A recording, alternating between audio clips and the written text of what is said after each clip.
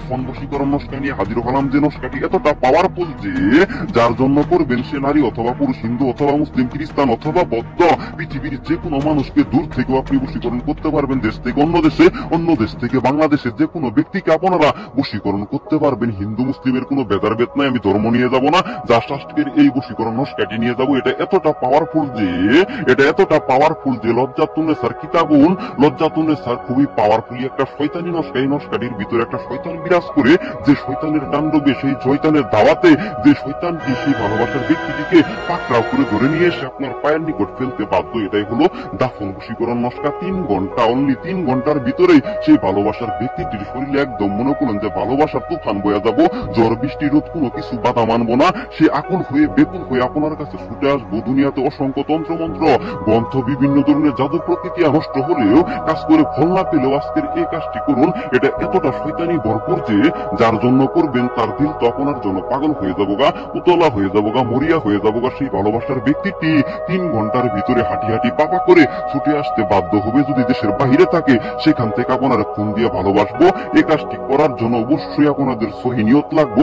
নাজায়েজ উদ্দেশ্য নিয়ে, নাজায়েজ কোনো মন নিয়ে যদি কাউকে আপনারা ক্ষতির বিভ্রান্তিতে বা কোনো মানুষকে বশ করে ক্ষতির বিভ্রান্তি করতে চান, সেক্ষেত্রে কিন্তু এই প্রক্রিয়াটি কাজ করবেন না। এই দাফন বশীকরণ নস্কার শক্তি আপনারা পাবেন না। যদি সহি নিয়ত থাকে, মনে নিয়ত থাকে, ভালোবাসার আশা, বাসনা, উষ্ণতা থাকে, সেটা কোনো পরকীয়ার সম্পর্ক হতে পারে, সেটা যে কোনো সম্পর্ক হতে পারে। যদি আপনার মন টানে, আপনার মন মাইন্ড টানে, আপনার বিবেক টানে, আবেগ টানে, তাহলে আপনি এই কাজটি করতে পারবেন। এই কাজটি শুধুমাত্র একটা বার করবেন, পৃথিবীর সমস্ত জাদুটনা ধ্বংস করে এই দাফন বশীকরণ কাজটি আপনার হয়ে যাবে। তো সহি যে নিয়মাদের সুন্দর সঠিকভাবে বুঝিয়ে দিচ্ছি, নিয়মটা বলে দিচ্ছি, জাস্ট নিয়ম অনুসারে, নিয়ম মেনে কাজ করলেই 100-এর মধ্যে 100% বশীকরণটি আপনারা পছন্দের মানুষকে বশীকরণ করতে পারবেন। নারী হয়ে পুরুষকে, পুরুষ হয়ে নারীকে। তো এই নস্কার যে নিয়মটা আমি আপনাদের বলতেছি, মনোযোগ দ্বারাই শুনে নিন। আপনারা শনিবার অথবা মঙ্গলবার রাত 12টার পরে পাক পবিত্র অবস্থায় নির্দিষ্ট একটা রুমে বসবেন। বসার পরে সাদা যে কাফনের কাপড়, সেরকম কাফনের কাপড়ে এই নস্কাটি সুন্দর সঠিকভাবে জাফরান মেশকু ইন কলমে পড়বেন।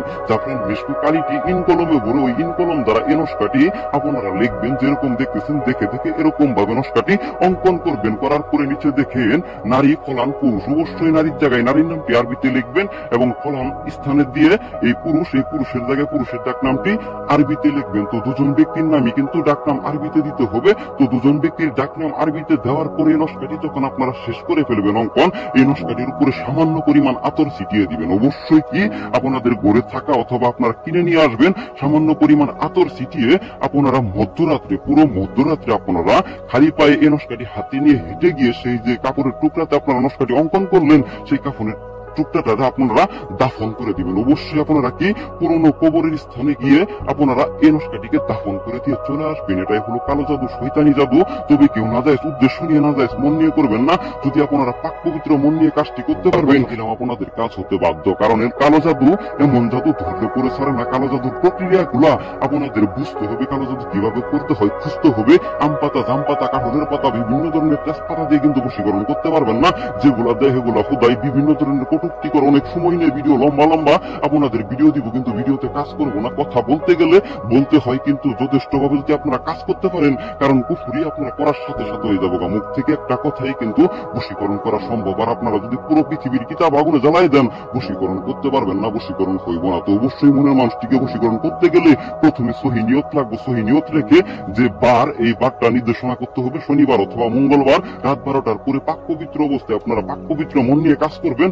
কাজ হতে বাধ্য। অনেকে বলে কাজ হয় না, তন্ত্রমন্ত্র কাজ করলে। অসংখ্য মানুষ আমার তন্ত্রমন্ত্র দ্বারা কাজ করে ফল পাইছে এবং কি আমার দোয়া করে তারা। তো তাদের উদ্দেশ্যে ভালোবাসা রেখে, আর যারা কাজ করেন না এখনো পর্যন্ত, অবশ্যই আমার এই চ্যানেলটিকে সাবস্ক্রাইব করে, লাইক করে, ভিডিওটা শেয়ার করে দিয়ে কাজ করুন। 100% কাজে উপকৃত হবেন। তো ভিডিওটা এখানেই শেষ করছি। আপনারা সকলে ভালো থাকুন, সুস্থ থাকুন। খোদা হাফেজ।